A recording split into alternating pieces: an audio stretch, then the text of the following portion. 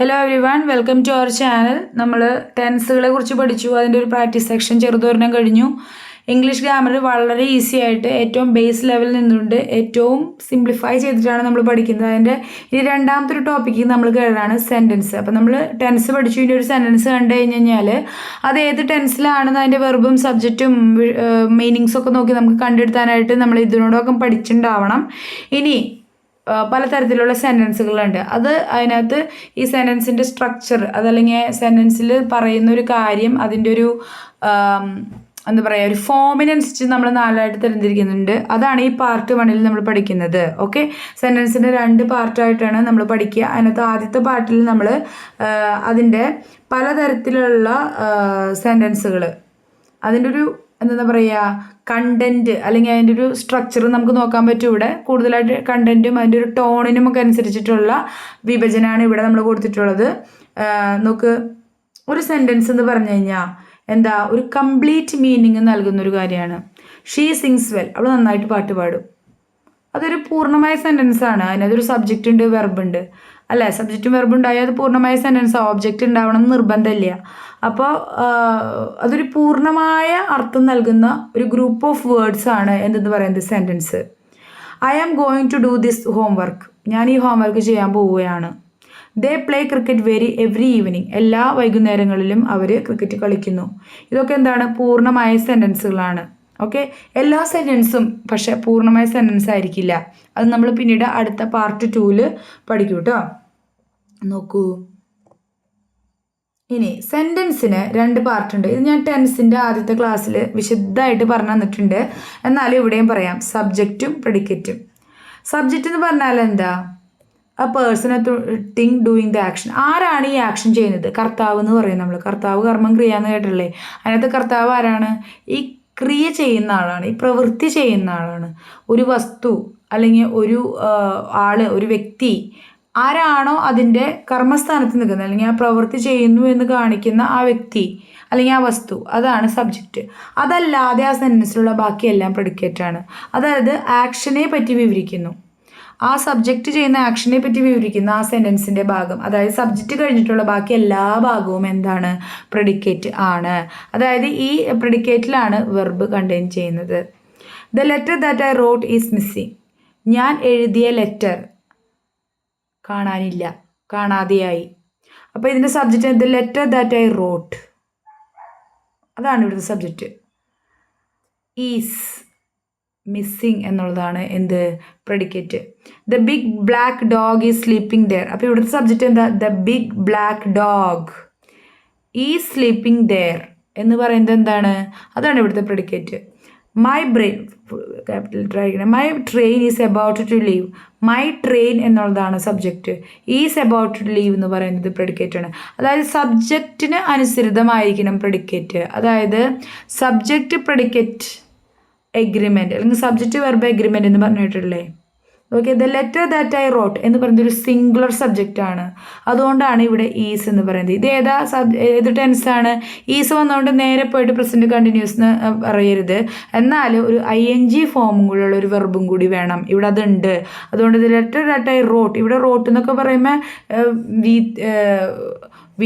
V2 ഒക്കെ കാണുമ്പോൾ നേരെ അങ്ങ് പോയിട്ട് അത് പ്രസൻറ്റ് അല്ലെങ്കിൽ സിമ്പിൾ പാസ്റ്റാന്നൊന്നും പറഞ്ഞേക്കരുത്. ഈസ് മിസ്സിങ് നോക്കുക, വെർബ് നോക്കുക, അല്ലെങ്കിൽ അതിൻ്റെ കൂടെ വന്നിട്ട് ഓക്സിലറി വെർബ് നോക്കുക. പിന്നെ നമുക്കറിയാം simple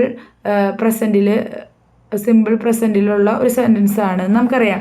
the big black dog ഈ സ്ലീപ്പിംഗ് ദെയർ, അതും ഇത് സിമ്പിൾ പ്രസൻറ്റ് അല്ല കേട്ടോ, ഇത് പ്രസൻറ്റ് കണ്ടിന്യൂസ് ആണിത്. ഇതും പ്രസൻറ്റ് കണ്ടിന്യൂസ് തന്നെയാണ്. Okay, my train is about to leave, ഇതെന്താണ്, ഈസ് എബൌട്ട് ടു ലീവ്, ഇത് സിമ്പിൾ പ്രസൻ്റ് ആണ്. ഓക്കെ, ഇങ്ങനെയാണ് നമ്മൾ മനസ്സിലാക്കേണ്ടത്. വെർബ് നോക്കിയിട്ടാണ് നമ്മൾ എന്ത് ചെയ്യുക, ഈ എല്ലാ സെൻറ്റൻസുകളെയും ഐഡൻറ്റിഫൈ ചെയ്യുക. ഓക്കെ, ഇനി ടൈപ്സ് ഓഫ് സെൻറ്റൻസ് കേട്ടോ. ഈ സബ്ജക്റ്റ് പ്രെഡിക്കേറ്റ് നമുക്ക് മെയിനായിട്ട് അടുത്ത പാർട്ട് 2 ഓഫ് സെൻറ്റൻസിലാണ് കൂടുതലായിട്ട് ആവശ്യം വരിക. എന്നിരുന്നാൽ ഏതൊക്കെ ടൈപ്പുകളാണ്? Assertive and declarative sentence, interrogative sentence, imperative sentence, exclamatory sentence. വളരെ ഈസിയാണ്, ഇതൊന്നും വലിയ കോംപ്ലിക്കേറ്റഡ് ആയിട്ടുള്ള കാര്യമൊന്നുമല്ല, എല്ലാവർക്കും അറിയാവുന്ന കാര്യമാണ്. എന്താണ് അസർട്ടീവ് ഓർ ഡിക്ലറേറ്റീവ് സെൻറ്റൻസ്? ഒരു കാര്യം അസേർട്ട് ചെയ്യുക, പറയുക. സ്റ്റേറ്റ്മെൻറ്റ് എന്ന് പറയും നമ്മൾ മെയിനായിട്ട്. He is clever, she will be here tomorrow, അവൾ നാളെ ഇവിടെ ഉണ്ടാവും. She will be here tomorrow, he is clever, ആണ് നല്ല ബുദ്ധിമാനാണ്. അതായത് പോസിറ്റീവായിട്ടുള്ള അഫിമേഷൻസ് ഉണ്ട്. നെഗറ്റീവ് സെൻറ്റൻസുകൾ എന്തുതന്നെയാണ്? അസർട്ടീവ്, ഡിക്ലറേറ്റീവ്, സ്റ്റേറ്റ്മെൻറ്റ് ടൈപ്പ് സെൻറ്റൻസുകൾ ഉണ്ടാവില്ലേ? My dog scarcely bark. ഈ സ്കേഴ്സ്ലി എന്ന് പറയുന്നത് എന്താണ്? ഒട്ടും തന്നെ വർക്ക് ചെയ്യാറില്ല എന്നുള്ള അർത്ഥത്തിലാണ്. അതായത് negative words no, not, none, never, nothing, no one, nobody, seldom, rarely, barely, scarcely, few, little, ഇതൊക്കെ എന്താണ്? നെഗറ്റീവ് വേർഡ്സ് ആണ്. നോ, നോട്ട് എന്നുള്ളത് നമ്മൾ വേഗം മനസ്സിലാക്കും. നത്തിങ്ങും നെവറും ഒക്കെ നമ്മൾ വേഗം കണ്ടുപിടിക്കും. ഈ സെൽഡം, റെയർലി, ബെയർലി, സ്കേഴ്സ്ലി വരുമ്പോൾ നമുക്ക് കുറച്ച് ബുദ്ധിമുട്ടാണ്. അതിൽ ലിറ്റിലും ഫ്യൂ ഒക്കെ വരുമ്പോഴേക്കും ഫ്യൂ എന്ന് പറഞ്ഞാൽ കുറച്ച് എന്നുള്ള അർത്ഥമല്ലേ? അപ്പം നെഗറ്റീവ് അല്ലല്ലോ. എ ഫ്യൂ എന്നുള്ളതാണ് കുറച്ച്, ഒന്നുമില്ല അതിൽ കുറച്ച് എന്നുള്ളതാണ് ഈ ഫ്യൂവിൻ്റെ അർത്ഥം. എന്നാൽ ലിറ്റിൽ ഫ്യൂ എന്നൊക്കെ എ ഇല്ലാതെ ഉപയോഗിക്കുകയാണെങ്കിൽ അത് ഒന്നുമില്ല എന്നുള്ള അർത്ഥം തന്നെയാണ്, നെഗറ്റീവ് അർത്ഥമാണ് കേട്ടോ. അപ്പോൾ മൈ ഡോഗ് സ്കേഴ്സ്ലി ബാർക്ക് എന്ന് വെച്ചാൽ എന്താ? എൻ്റെ ഡോഗ് ബാർക്ക് ചെയ്യാറേ ഇല്ല, കുറയ്ക്കാറേ ഇല്ല എന്നുള്ള അർത്ഥമാണ് കേട്ടോ. നെഗറ്റീവ് സെൻറ്റൻസും ഉണ്ട്. ഈ ഡിക്ലറേറ്റീവ് സെൻറ്റൻസിൽ അഫിമേറ്റീവ്, പോസിറ്റീവ് സെൻറ്റൻസും ഉണ്ട്, നെഗറ്റീവ് സെൻറ്റൻസുകളും ഉണ്ട്. ഇനി അടുത്തത്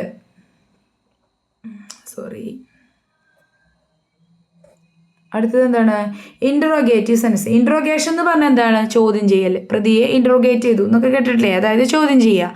അതായത് ഇൻട്രോഗേറ്റീവ് സെൻറ്റൻസ് എന്താണ്? ക്വസ്റ്റ്യൻ ആണ്. രണ്ട് രീതിയിലുള്ള ക്വസ്റ്റ്യൻസ് ഉണ്ട്. WH ക്വസ്റ്റ്യൻസും ഉണ്ട്, യെസ് ഓർ നോ ക്വസ്റ്റ്യൻസ് ഉണ്ട്. യെസ് ഓർ നോ ക്വസ്റ്റ്യൻസ് എന്താണ്? ഉത്തരം യെസ്സോ നോയോ എന്ന് പറയാം. Are you happy? No, I am not happy. Yes, I am happy. അതായത് യെസ്സോ നോ എന്നുള്ള ഏതെങ്കിലും ഒരു വാക്ക് ഉപയോഗിച്ചിട്ട് എന്ത് ചെയ്യാൻ പറ്റും? ആൻസർ ചെയ്യാൻ പറ്റും. അതുപോലെ തന്നെ ആ ചോദ്യത്തിൻ്റെ തുടക്കത്തിൽ ഒരു ഓക്സിലറി വെർബ് ഉണ്ടാവും. Are you happy? ആർ എന്ന് പറയുന്നത് എന്താണ്? ഓക്സിലറി വെർബാണ്. Is this your dog? ഇത് നിൻ്റെ ഡോഗാണോ? അല്ലെങ്കിൽ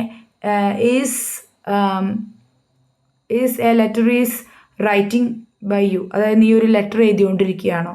ഇങ്ങനെയുള്ള ഈസ് ഓക്സിലറി വെർബ് ഉപയോഗിച്ച് തുടങ്ങുന്ന ക്വസ്റ്റ്യൻസ് മിക്കതും ഒരു യെസ് ഓർ നോ ക്വസ്റ്റ്യൻസ് ആണ്. അങ്ങനത്തെ questions yes or no questions ആകും. Are you 12 years old? നീ 12 വയസ്സായോ നിനക്ക്? അല്ലെങ്കിൽ യെസ് ഐ ആം, അല്ലെങ്കിൽ yes I am, no I am not എന്ന് പറയാം അല്ലേ? അതായത് യെസ് ഓർ നോ എന്ന് ഉത്തരം പറയാൻ പറ്റും. അതുകൊണ്ടാണ് യെസ് ഓർ നോ ക്വസ്റ്റ്യൻ വന്നേക്കണേ. ഇനി WH ക്വസ്റ്റ്യൻ ആണെങ്കിലോ ക്വസ്റ്റ്യൻ വേർഡ് ഉപയോഗിച്ച് തുടങ്ങുന്നതായിരിക്കും. അതായത് WH ക്വസ്റ്റ്യൻസ് വേർഡ്സ് ഉപയോഗിച്ച് തുടങ്ങുന്നത്. അതായത് what, which, when, where, why, who, how old are you? നിനക്ക് എത്ര വയസ്സായി എന്ന് പറയുന്നത് യെസ് നോ എന്ന് ഉത്തരം കൊടുക്കാൻ പറ്റില്ലല്ലോ. അതിനൊരു സ്റ്റേറ്റ്മെൻറ്റോ 1-2 സ്റ്റേറ്റ്മെൻ്റ് ആയിട്ട് എന്ത് ചെയ്യേണ്ടി വരും? ഉത്തരം കൊടുക്കേണ്ടതായിട്ട് വരും അല്ലേ? അല്ലെങ്കിൽ ഒരു എക്സ്പ്ലെയിൻ ചെയ്ത് കൊടുക്കേണ്ട ഒരു ഉത്തരം ഉണ്ടാവും അതിന്. അങ്ങനത്തെ ചോദ്യങ്ങളാണ് WH ക്വസ്റ്റ്യൻസ്. ഓക്കെ, അപ്പോൾ ഇൻട്രോഗേറ്റീവ് സെൻറ്റൻസ് 2 ഉണ്ട്, WH ക്വസ്റ്റ്യൻസും ഉണ്ട്, യെസ് ഓർ നോ ടൈപ്പ് ക്വസ്റ്റ്യൻസും ഉണ്ട്. അടുത്തത് ഇമ്പരറ്റീവ് സെൻറ്റൻസ്. ഇമ്പരറ്റീവ് അതായത് ഒരു കമാൻഡോ, ഓർഡറോ, റിക്വസ്റ്റോ, അഡ്വൈസോ, സജഷനോ, വിഷോ, വാർണിങ്ങോ, ഇതൊക്കെ പറയുന്നത് ഇമ്പരറ്റീവ് സെൻറ്റൻസിലായിരിക്കും. അതായത് ഇവിടെ യൂഷ്വലി സബ്ജക്റ്റ് ഉണ്ടാവില്ല. സബ്ജക്റ്റ് അണ്ടർസ്റ്റുഡ് ആണ്, യു എന്നുള്ളതാണ് ഇവിടുത്തെ subject. Shut the door, you shut the door. You please give me your pen, may God bless U. കണ്ടോ? ഇങ്ങനെ ഇമ്പരറ്റീവ് സെൻറ്റൻസിൽ ഒരു അണ്ടർസ്റ്റുഡ് സബ്ജക്റ്റ് ആണുള്ളത്, യു എന്നുള്ളത്. ഇത് എന്തെങ്കിലും ഒരു കമാൻഡ് ആയിരിക്കും, അല്ലെങ്കിൽ ഒരു ഓർഡറോ, റിക്വസ്റ്റോ, അഡ്വൈസോ, സജഷനോ, അല്ലെങ്കിൽ ഒരു wish. Okay, may God bless you അതൊരു വിഷാണ് അല്ലേ?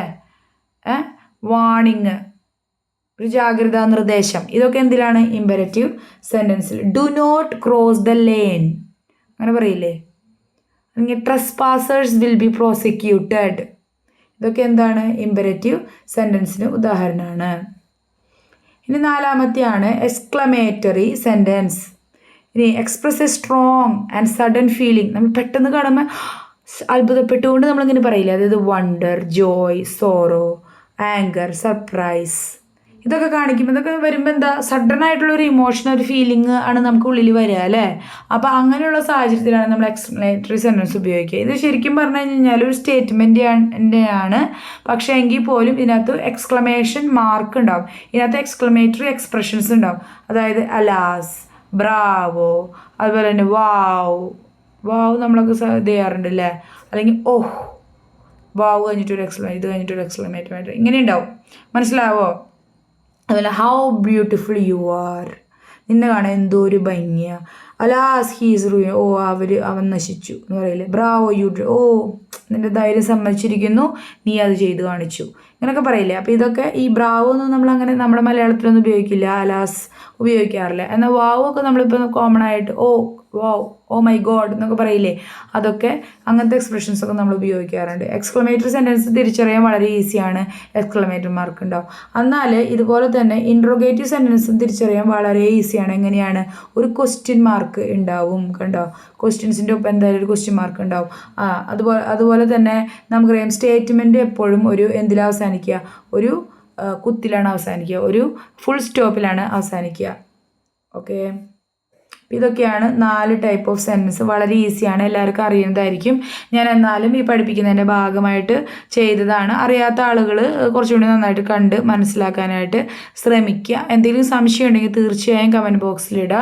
നിങ്ങളുടെ സജഷൻസിനൊക്കെ ആയിട്ട് ഞാൻ വെയിറ്റ് ചെയ്യും. അതുപോലെ തന്നെ കൂടുതൽ എന്തെങ്കിലും ഒരു പോയിൻ്റ് ആഡ് ചെയ്യാനുണ്ട്, നിങ്ങൾക്ക് എന്തെങ്കിലും സ്പെസിഫിക് ആയിട്ട് ഒരു ടോപ്പിക്കിനെ പറ്റി ഒരു ക്ലാസ് വേണമെന്നുണ്ടെങ്കിൽ തീർച്ചയായിട്ടും അതും കമൻറ്റ് ബോക്സിൽ രേഖപ്പെടുത്തുക. വീഡിയോ നിങ്ങൾക്ക് ഇഷ്ടമായെങ്കിൽ സബ്സ്ക്രൈബ് ചെയ്യുക, ലൈക്ക് ചെയ്യുക, ഷെയർ ചെയ്യുക. നമ്മളുടെ ഇംഗ്ലീഷ് ഗ്രാമറിൻ്റെ ഒരു പ്ലേലിസ്റ്റ് ഉണ്ട്, അതിൻ്റെ ലിങ്ക് ഡിസ്ക്രിപ്ഷൻ ബോക്സിലുണ്ട്. ഇതിക്ക് മുന്നെടുത്ത വീഡിയോകളൊക്കെ അതിനകത്ത് അവൈലബിൾ ആണ്. ഇതൊക്കെ ഒരു ഓർഡറിൽ കാണുന്നതായിരിക്കും നല്ലത് എന്ന് ഞാൻ വിശ്വസിക്കുന്നു. ഓക്കെ, അപ്പോൾ അടുത്ത ക്ലാസ്സിൽ കാണാം. ടാറ്റാ, ബൈ.